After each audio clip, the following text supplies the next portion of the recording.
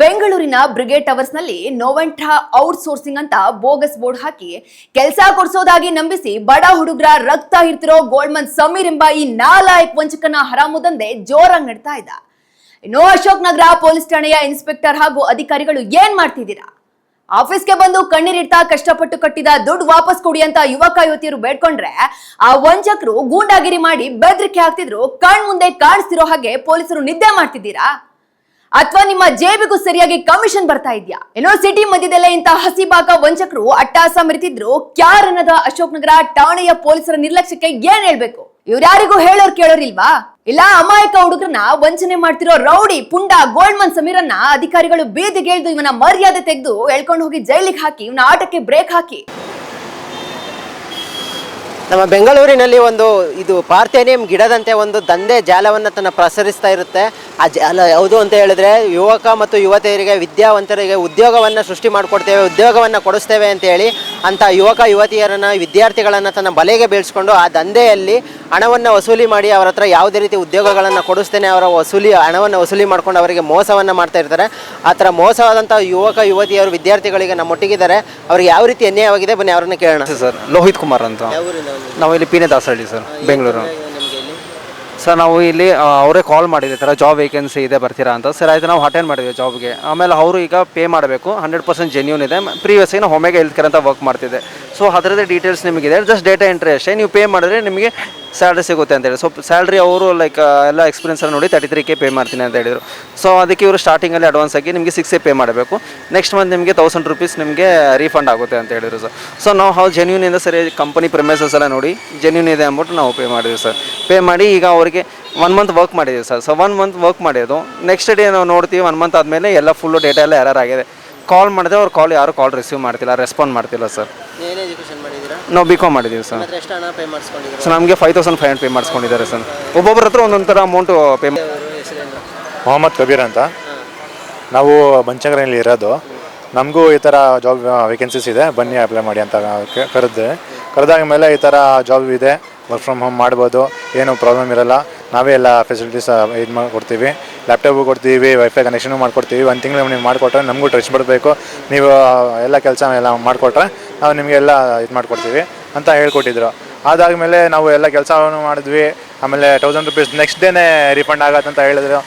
ತಿರ್ಗಾ ಚೆಕ್ ಮಾಡಿದ್ದಕ್ಕೆ ಯಾಕಾಗಲಿಲ್ಲ ಅಂತ 1 ಮಂತ್ ಸ್ಯಾಲ್ರಿ ಬಂದಾದಮೇಲೆ ನಾವು ರಿಫಂಡ್ ಮಾಡಿಸ್ತೀವಿ, ಏನೋ ತೊಂದರೆ ಇಲ್ಲ, ನೀವು ಕೆಲಸ ಮಾಡಿ ಅಂತ ಹೇಳಿ 1 ದಿನ ಟ್ರೈನಿಂಗ್ ಕೊಟ್ಟು ಮಾಡಿಸ್ಕೊಂಡ್ರು.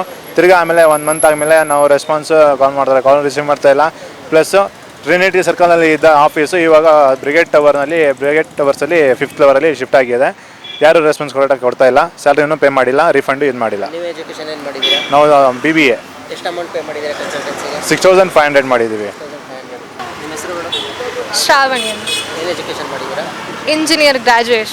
5500 ಪೇ ಮಾಡಿಸ್ಕೊಂಡಿದ್ರು. ಅವ್ರು ಹೇಳಿದ್ರು ನಮಗೆ ಲೈಕ್ ವರ್ಕ್ ಫ್ರಮ್ ಹೋಮ್ ಕೊಡ್ತೀವಿ, ಡೇಟಾ ಎಂಟ್ರಿದು ವರ್ಕ್ ಫ್ರಮ್ ಹೋಮ್ ಕೊಡ್ತೀವಿ, ನಾವು ಲೈಕ್ ನೀವು ಹಿಂಗೆ ಪೇ ಮಾಡಿದ್ರೆ ಅದನ್ನು ಅಪ್ಲಿಕೇಶನ್ ಫೀ, ರಿಜಿಸ್ಟ್ರೇಷನ್ ಫೀ ಅಂತ ಅಂದ್ಬಿಟ್ಟು ಏನು ಹೇಳಿದ್ರು. ಸೊ ನಾವು ಓಕೆ ಅಂತ ಅಂದ್ಬಿಟ್ಟು ಪೇ ಮಾಡಿದ್ವಿ. ಪೇ ಮಾಡಿದಾದ್ಮೇಲೆ ಆ ವರ್ಕ್ ನೋಡಿದ್ರೆ ಅದಂತೂ ಕಂಪ್ಲೀಟ್ ಮಾಡೋಕ್ಕೆ ಆಗಲ್ಲ, ಆ ಥರ ವರ್ಕ್ ಕೊಟ್ಟಿದ್ದಾರೆ. ಸೊ ನಾನು ಮತ್ತೆ ಆಮೇಲೆ 1-2 ವೀಕ್ಸ್ ಆದಮೇಲೆ ಕಾಲ್ ಮಾಡಿದ್ವಿ, ಹಿಂಗೆಲ್ಲ ವರ್ಕ್ ಕಂಪ್ಲೀಟ್ ಆಗ್ತಿಲ್ಲ ಅಂತಾನೆ. It's okay, you can take another 2 to 3 weeks complete ಮಾಡಿ ಹಾಗೆ ಹಿಂಗೆ ಅಂತಂದರು. ಶೆಡ್ಯೂಲ್ ಏನಿಲ್ಲ ಅಂತ ಅಂದ್ಬಿಟ್ಟು ಆಮೇಲೆ ಮತ್ತೆ ನೋಡಿದ್ರೆ ಕಾಲ್ ರಿಸೀವ್ ಮಾಡ್ತಿಲ್ಲ, ಟೆಕ್ಸ್ಟ್ ಮಾಡಿದ್ರೆ ರಿಪ್ಲೈ ಇಲ್ಲ. ಸೊ ಆಮೇಲೆ ಇವರು ಗ್ರೂಪ್ ಮಾಡಿಬಿಟ್ಟು ಹಿಂಗೆಲ್ಲ ಫ್ರಾಡ್ ಆಗಿದೆ. ನಂಗೆ ಆಮೇಲೆ ಗೊತ್ತಾಯ್ತು, ಓಕೆ ಫ್ರಾಡ್ ಆಗಿದೆ, ನೀವು ಸ್ಕ್ಯಾಮ್ ಆಗಿದ್ದೀವಿ ನಾವು ಪಕ್ಕ ಅಂತ ಅಂದ್ಬಿಟ್ಟು. ನಾನು ಹೇಳೋದು ಏನಂತಂದರೆ ಈ ಥರ ಲೈಕ್ ಜಾಬ್ ಕೊಡ್ತೀವಿ ಅಂತ ಅಂದ್ಬಿಟ್ಟು ದುಡ್ಡೇನಾದರೂ ಪೇ ಮಾಡಿಸ್ಕೊಳ್ತಾ ಇದ್ರೆ ನೀವು ಅದಕ್ಕೆ ಹೋಗಲೇಬೇಡಿ. ದಟ್ಸ್ ಅಷ್ಟೇ. ನಿಮಗೆ ಉದ್ಯೋಗನೂ ಇಲ್ಲ, ನೀವು ಕೊಟ್ಟಿರೋ ಹಣನೂ ನಿಮ್ಗೆ ವಾಪಸ್ ಇನ್ನೂ ವಾಪಸ್ ಬಂದು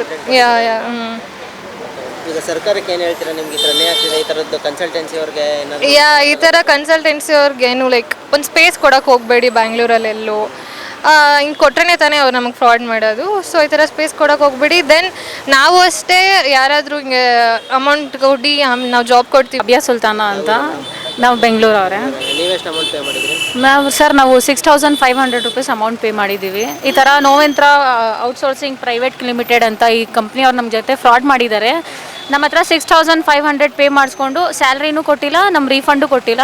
ಈ ಥರ ಸ್ಕ್ಯಾಮ್ ಎಲ್ಲ ನಡಿಬಾರ್ದು ಅಂತ ನಾವೆಲ್ಲ ಪೊಲೀಸ್ ಕಂಪ್ಲೇಂಟ್ ಕೊಡೋಕೆ ಬಂದಿದ್ದೀವಿ. ನಮಗೆ ಹೆಲ್ಪ್ ಮಾಡಿರೋರು ಹರಿ ಅವರು, ಪ್ರಶಾಂತ್ ಅವರು ಮತ್ತು ಅಡ್ವೊಕೇಟ್ ಅರುಣ್ ಅವರು ನಮಗೆ ನ್ಯಾಯ ಕೊಡ್ಸೋಕೆ ಬಂದಿದ್ದಾರೆ ಸರ್. ಆ ಥರ ಪೊಲೀಸಲ್ಲಿ ಕಂಪ್ಲೇಂಟ್ ಕೊಟ್ಟಿದ್ದೀರಲ್ವಾ? ಹೌದು ಸರ್, ಕೊಟ್ಟಿದ್ದೀವಿ. ಅಮೌಂಟ್ ಪೇ ಮಾಡಿದ್ದೀರಾ ಕನ್ಸಲ್ಟೆಂಟ್? 6500 ಪೇ ಮಾಡಿದ್ದೀವಿ ಸರ್. ಕೆಲಸನೂ ಇಲ್ಲ, ಹಣ ಕೆಲಸನೂ ಇಲ್ಲ, ಹಣನೂ ಇಲ್ಲ, ಪ್ಲಸ್ ನಮ್ಮ 1 ಮಂತ್ ವೇಸ್ಟು ಮಾಡಿದ್ದಾರೆ ಸರ್. ವರ್ಕ್ ಮಾಡಿ ಎಲ್ಲ ಡೇಟಾ ಎರೇಸ್ ಮಾಡಿಕೊಂಡು ಈ ಸಮೀರ್ ಅರೋರಾ ಅಂತ ಇದು ಮಾಡಿದ್ದಾರೆ, ನಮ್ಮ ಜೊತೆ ಫ್ರಾಡ್ ಮಾಡಿದ್ದಾರೆ. ಅವ್ರ ಬಗ್ಗೆ ಕಂಪ್ಲೇಂಟ್ ಕೊಡೋಕೆ ಬಂದಿದ್ದೀವಿ. ದುಡ್ಡು ಕೊಟ್ಟು ಕೆಲಸ ಕೊಡ್ತಾರೆ ಅಂದರೆ ಪ್ಲೀಸ್ ಯಾರು ಇವತ್ತಿಂದ ಆ ಥರ ಕೆಲಸಕ್ಕೆ ಹೋಗಬೇಡಿ. Police station complaint. ಈಗ ಏನು ಉದ್ಯೋಗವನ್ನು ಸೃಷ್ಟಿ ಮಾಡಿಕೊಡ್ತೀವಿ, ಉದ್ಯೋಗವನ್ನು ಕೊಡ್ತೀವಿ ಅಂತ ವಿದ್ಯಾರ್ಥಿಗಳಿಗೆ ಮತ್ತು ಯುವತಿಯರಿಗೆ ಮೋಸವನ್ನು ಮಾಡಿರ್ತಾರೆ. ಅಂತಹ ಜಾಲ ದಂಧೆಗಳಿಗೆ, ಅಂಥ ಕನ್ಸಲ್ಟೆನ್ಸಿಗಳಿಗೆ ಈಗ ಪೊಲೀಸ್ ಸ್ಟೇಷನಲ್ಲಿ FIR ಅನ್ನು ದಾಖಲಿಸಿರ್ತಾರೆ. ಅದಕ್ಕಾಗಿ ಈಗ ಏನು FIR ದಾಖಲಾಗಿದೆ. ನಾನು ಮನವಿ ಮಾಡ್ಕೊಳ್ಳೋದು ನಮ್ಮ ಸರ್ಕಾರಕ್ಕೆ, ಕರ್ನಾಟಕ ಸರ್ಕಾರಕ್ಕೆ, ಇಂತಹ ದಂಧೆಗಳಿಗೆ ನಮ್ಮ ಕರ್ನಾಟಕದಲ್ಲಿ ಅವಕಾಶವನ್ನು ಕೊಡಬೇಡಿ. ಅದು ಮುಖ್ಯವಾಗಿ ಬಡ ರೈತರು, ಎಲ್ಲೋ ಹಳ್ಳಿಗಳಿಂದ ಬಂದಂಥ ವಿದ್ಯಾರ್ಥಿಗಳು, ಮಕ್ಕಳು, ಇಂಥವ್ರಿಗೇ ಇವರು ವಂಚನೆಯನ್ನು ಮಾಡ್ತಾ ಇರ್ತಾರೆ.